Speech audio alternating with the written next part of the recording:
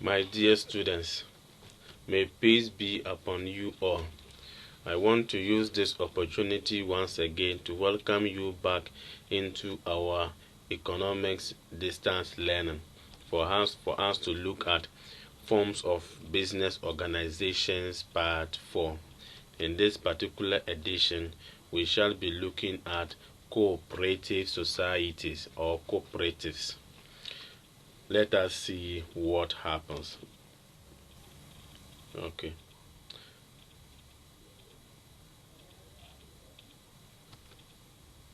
Now, what is cooperative societies? What is it all about? Now, cooperative societies are the business organizations where interested individuals pool their resources together to undertake the production or distribution of goods for the maintenance of members' mutual interest. Now, you realize that cooperatives are formed by traders, workers, craftsmen to look after or seek the common interests of members. Some of the aims of cooperatives are as follows. 1. To seek the welfare of their members. 2. To help the members to acquire inputs at reasonable prices to expand their activities. 3. To provide financial assistance or loans to members so that they can raise large capital to undertake effective economic activities. 4. To present a strong bargaining power for their goods. 5. To overcome the problems of marketing their goods. These are the aims or the objectives of what? Organizing cooperative societies. Now let us look at the characteristics of cooperative societies. What are the features or attributes of cooperative societies? Let us look at them one after the other. 1. Membership is open to every individual, which means that if you engage in a similar service, you are welcome to join the society. 2. All members have equal votes and say in the decision making, regardless of the number of shareholders or share held. 3.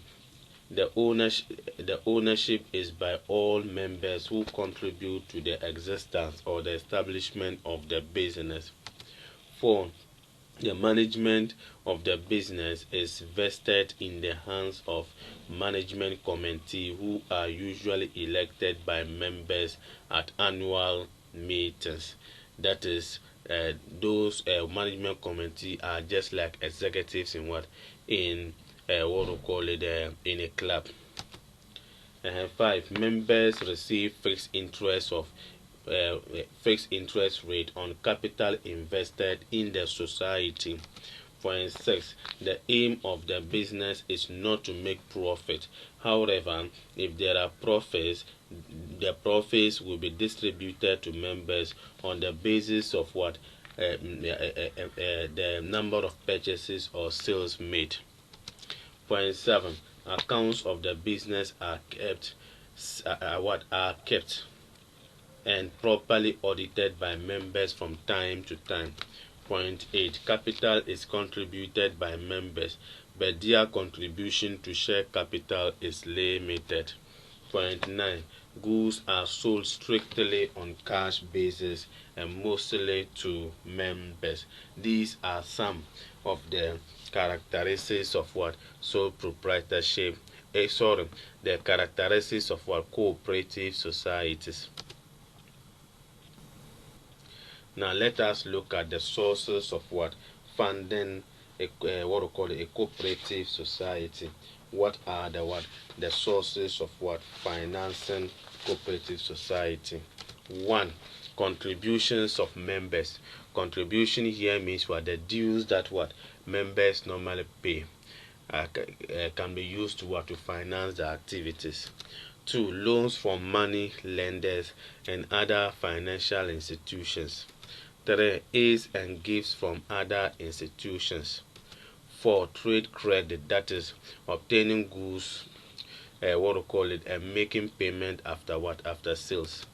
Then 5. Plowing back profit, which means that reinvesting the profits made in the past into the business. These are the sources from which cooperative societies can be funded. Now let us look at the various types of cooperative societies. Now cooperative societies can be divided into 4 types. Let's look at them. 1. Agricultural cooperatives. The agricultural cooperatives engage in what? They are the cooperative that engage in farming, rearing of animals, processing and marketing of agricultural products. Now the agricultural cooperative can be divided into 2. These are what? Producer cooperative and marketing cooperatives. Now the producer cooperative involve what? Pooling members pooling resources together to buy capital goods to embark on production of a particular commodity. It means they come together to buy maybe a capital good. Capital good are what? Are the already made goods that are used for further production, like what? Machines, like what? Tractors, bulldozers. So that it will serve what? Members. The marketing cooperative, on the other hand, involves what? Individuals or members pooling their resources to market or sell their goods. What do? They negotiate for better prices, provide transport facilities and storage facilities for what? For their members. The second type of cooperative is the industrial cooperative. Now the industrial cooperative engage in what? Rural cottage industries, such as what? Distillation of local gins, popularly known as akwetashi, handicrafts, making gold panning, diamond wining, etc. etc. It covers cooperative craftsmen such as wood carvers cooperatives. Okay, let's continue. Now the third type of cooperative has to do with financial cooperatives. Now the financial cooperative engages in what? In saving mobilization in both rural and urban areas, and sometimes provide financial supports. It is divided into credit unions and social collection. Let's look at them one after the other.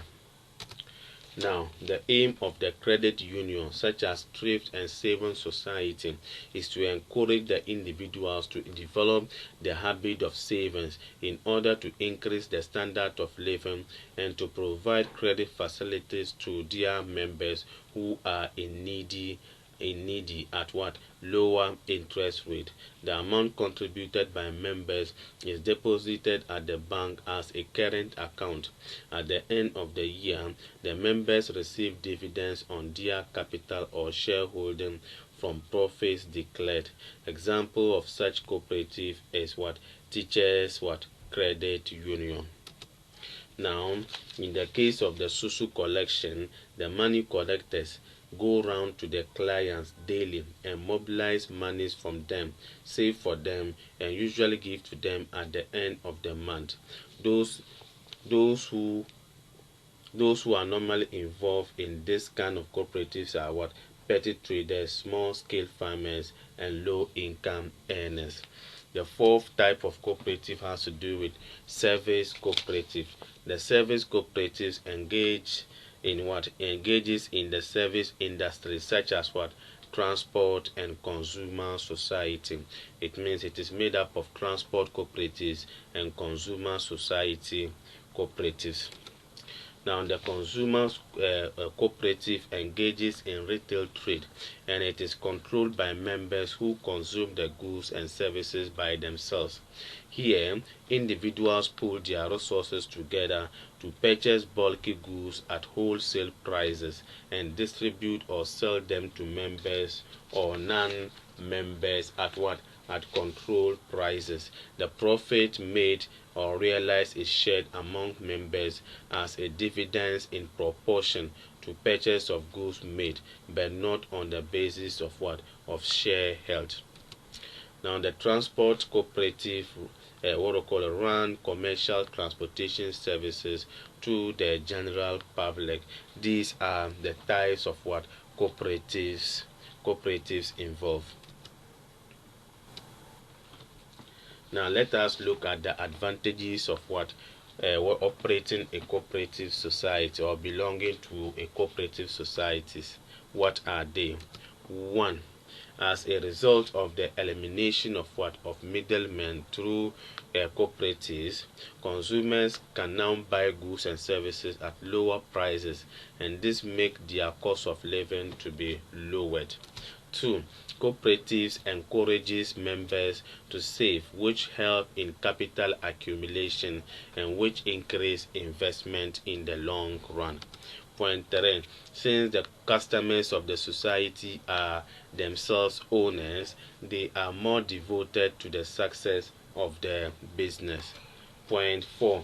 The coming together of different tradesmen or artisans to form cooperative society reduces unnecessary rivalry and competition, especially the advertising and pricing cutting among sellers or producers. Point 5. Since each member's earnings or share of profit depends on the amount of goods purchased or sold, customers are encouraged to bring in more of their needs from the shop in order to enjoy higher dividends. Point 6.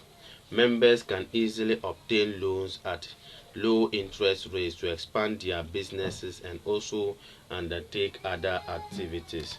Point 7. Since the business is strictly based on cash basis, bad debts arising from credit sales are avoided as much as what possible.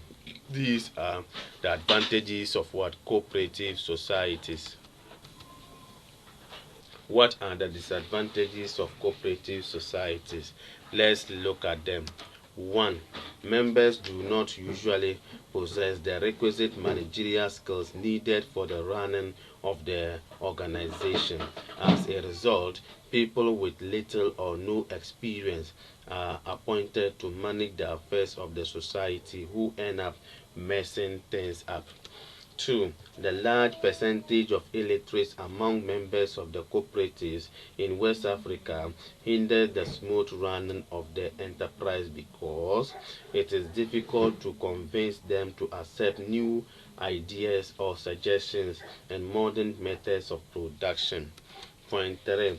The absence of competition from other shops allows the society to sell inferior goods at strictly high prices. Point 4. Many societies sell only limited range of goods, and as a result, the choice of the members are strictly limited. Point 5. Some dishonest leaders who are usually illiterate do embezzle the funds of what? The association. Point 6. It is difficult to carry messages to members since most of them do not attend meetings but only interested in their profits. These are some of the disadvantages or problems confronting cooperative societies. I'm sorry we have come to the end of our lesson. Till we come again for us to look at another what we call it a form of business organization. I wish you all the best. May peace be upon you all. Thank you for your attention. Bye bye.